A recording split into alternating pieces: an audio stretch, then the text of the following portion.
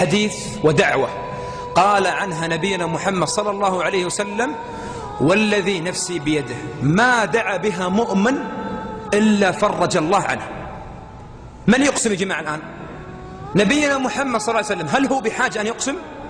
لا والله، لأنه هو الصادق المصدوق صلى الله عليه وسلم، ولكن يقسم لعظم هذه الدعوة. كلنا يا جماعة اللي عنده هم، اللي عليه دين، اللي يريد زواج، يريد ذرية، فنحتاج أحبتي في الله فعلا أن هذا القلب لا يتعلق إلا بالله سبحانه وتعالى.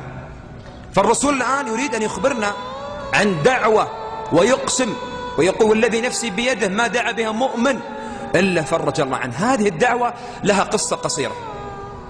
في عهد عمر بن الخطاب رضي الله عنه وأرضاه، كان سعد بن أبي وقاص رضي الله عنه وأرضاه جالس في مسجد نبينا محمد صلى الله عليه وسلم. سعد بن وقاص يا جماعة خال نبينا محمد عليه الصلاة والسلام. جالس، وكان عثمان جالس.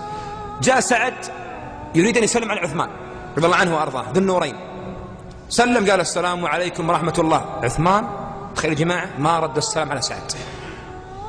غضب سعد، خرج من المسجد وذهب إلى عمر، كان هو الخليفة. قال: يا عمر، أحدث شيء في الإسلام؟ صار شيء في الإسلام؟ عندهم أمر عظيم اللي يسلم مرد السلام. تعال الآن إذا سلم شخص كأنه غريب، شو عنده هذا كده بشيء؟ يا أخي السلام، الله هو السلام، واسم من أسماء الله السلام. يا جماعة افشوا السلام بينكم كما قال نبينا محمد صلى الله عليه وسلم. فذهب سعد إلى عمر. قال: يا عمر، صار شيء في الإسلام؟ قال: لما يا سعد؟ قال: سلمت على عثمان فلم يرد عليه السلام. قال: ائتوني بعثمان الآن يجيني. يقول عمر، فلما أتى عثمان قال: يا عثمان، يسلم عليك خال المصطفى صلى الله عليه وسلم، فلما لم ترد عليه السلام؟ قال عثمان: والله ما سلم. سعد يقول: بل سلمت. هذا يقول: ما سلمت. هل يكذبون يا جماعة؟ حاشاهم، فهم صحابة والرسول علمهم على الصدق في القول والعمل. فقال سعد: سلمت قبل قليل عليك يا عثمان، كنت في المسجد. تذكر عثمان قال: نعم نعم رأيتك يا سعد، ولكن لم أنتبه لسلامك لأني كنت مهموما حزين. كان عثمان مهموم وحزين. مرات الشخص يا جماعة يكون عنده مشكلة وعنده هم شاغل باله، يسمع عليه شخص: مرة أبو فلان من يمه، صح؟ مشغول بالك الآن بقضية أنت. فعثمان كان مشغول بأمر عظيم. قال عثمان: نعم، ولكن والله يا سعد لم أنتبه لسلامك لأني كنت مهموم حزين. قال: ما الذي أهمك يا عثمان؟ اسمع وش اللي أهم عثمان بن عفان رضي الله عنه وأرضاه. قال: في يوم من الأيام كنا جلوس عند النبي محمد صلى الله عليه وسلم. هذا كلام يا جماعة متى؟ في عهد عمر، يعني مات الرسول، مات أبو بكر، في عهد عمر، وإلى عثمان في بالها السالفة. قال: في يوم من الأيام كنا جلوس عند نبينا محمد صلى الله عليه وسلم وأراد أن يخبرنا بدعوة. قال: والذي نفسي بيده دعوة ما دعا بها مسلم إلا فرج الله عنه. كان بيقول الدعوة، دخل عليهم إعرابي وقطع عليهم الحديث والكلام، وأخذ يسأل الرسول عن الإسلام وعن الدين وطول مع الرسول. الصحابة تفرقوا، عندهم حياء من الرسول صلى الله عليه وسلم عليه. صلوا عليه يا جماعة. الشاهد قال: تفرقنا وراح الرسول، تفرق الجمع، وإلى الآن ما عرفت وش الدعوة التي يقسم عنها أبو القاسم. قال عمر: ونحن كذلك بعد. عمر يقول: حتى أنا بعد ودي أعرفها. كان جالس عمر معهم. قال لهم سعد بن أبي وقاص: أنا أخبركم بهذه الدعوة، لا تشيلون هم. قال سعد بن أبي وقاص: فلما خرج الرسول من ذلك يعني الجمع والجلسة، قال: تبعته مسرعا إلى البيت. بما أنه إيش يصير الرسول قلنا عنه؟ يا جماعة خال الرسول، يعني يمون عليه. قال: تبعت البيت مسرع، فطرقت عليه الباب. قلت: يا رسول الله، بأبي أنت وأمي، قبل قليل قلت: والذي نفسي بيده دعوة ما دعا بها مسلم إلا فرج الله عنه، ما هي يا رسول الله؟ قال: نعم يا سعد، هو الذي نفسي بيده ما دعا بها مؤمن ومسلم إلا فرج الله عنه. فقال: نعم يا سعد، إنها دعوة أخي ذنون، لا إله إلا أنت سبحانك إني كنت من الظالمين، ما دعا بها مسلم قط إلا فرج الله عنه.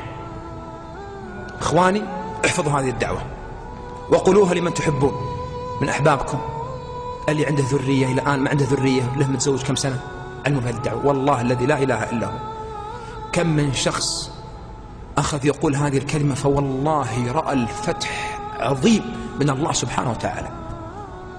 وبعض الأشياء اللي أقول لكم إياها الآن تقول شيء خيالي، بفضل الله ثم فضل هذه الدعوة التي يقسم عنها أبو القاسم والذي نفسي بيده ما دعا بها مؤمن إلا فرج الله عنه، دعوة أخي ذنون لا إله إلا أنت سبحانك إني كنت من الظالمين. قالها يونس بن متى لما كان في بطن الحوت في 3 ظلمات، ظلمة الليل وظلمة البحر وظلمة بطن الحوت، فقال هذه الكلمات شقت ظهر الحوت وشقت ذلك البحر وشقت السماوات، حتى قالت الملائكة يا ربي صوت معروف من رجل معروف في مكان غير معروف. قال هذا عبدي يونس بن متى. ثم قال الله بعد هذه الآية لما أطلق تلك الدعوات لا إله إلا أنت سبحانك إني كنت من الظالمين، قال الله بعد هذه الآية فاستجبنا له ونجيناه منين؟ من الغم، كان في غم الآن. ثم قال الله والشاهد وكذلك ننجي المؤمنين. قال العلماء نستفيد من هذه الآية وكذلك ننجي المؤمنين، أي أن هذه الدعوة ليست خاصة بيونس عليه السلام بل هي إلى جميع مؤمن. وكما قال عليه الصلاة والسلام ما من مسلم والذي نفسي بيده دعا بهذه الدعوة إلا فرج الله عنه. فاحفظوا هذه الدعوة.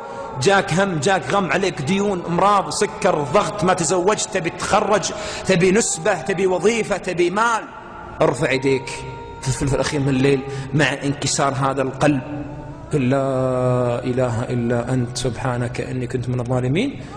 والله وبالله وتالله تصديقا لكلام الله لكلام محمد صلى الله عليه وسلم سترى العجب العجاب وسترى الفتح من الله سبحانه وتعالى. أسأل الله سبحانه وتعالى أن يفرج همومنا، أسأله جل وعلا بمنه وكرمه كما جمعنا وإياكم في هذا المكان المبارك بهذه الوجوه الطيبة أن يجمعنا وإياكم في جنات النعيم إخوانا على سرر متقابلين. وصلى الله وسلم على نبينا محمد وعلى آله وصحبه أجمعين.